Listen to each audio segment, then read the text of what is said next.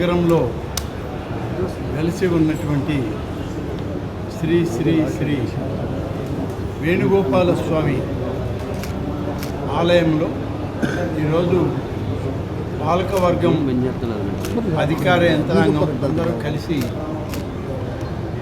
జరిపేటువంటి కార్యక్రమంలో పాల్గొనడానికి దేవాదాయ శాఖ మంత్రిగా ఇక్కడికి రావడం జరిగింది.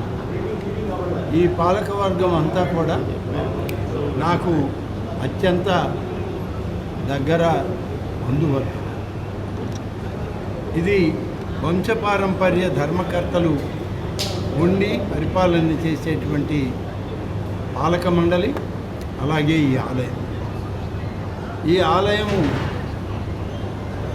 పూర్వ ప్రతిష్టకి తీసుకురావడానికి, ఆలయ పునర్నిర్మాణం చేయడానికి ఇటీవలనే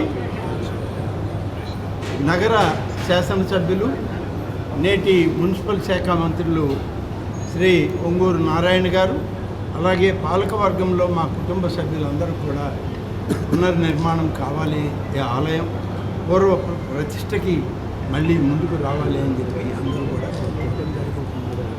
దాని ధర్మిల దేవాదాయ శాఖ ఇవాళ పరిశీలన చేస్తున్నాం. తప్పకుండా పాలకవర్గం యొక్క ఆలోచన మేరకు స్థానిక సోదర మంత్రివర్యులు పొంగూరు నారాయణ గారి యొక్క సూచనల మేరకు ఆలయ పూర్వ వైభవాన్ని అలాగే పునర్నిర్మాణానికి అవసరమయ్యేటువంటి కార్యక్రమాలన్నీ కూడా చేయడానికి ఈరోజు కమిటీ సభ్యులతో మాట్లాడడానికి వాళ్ళు రావడం జరిగింది.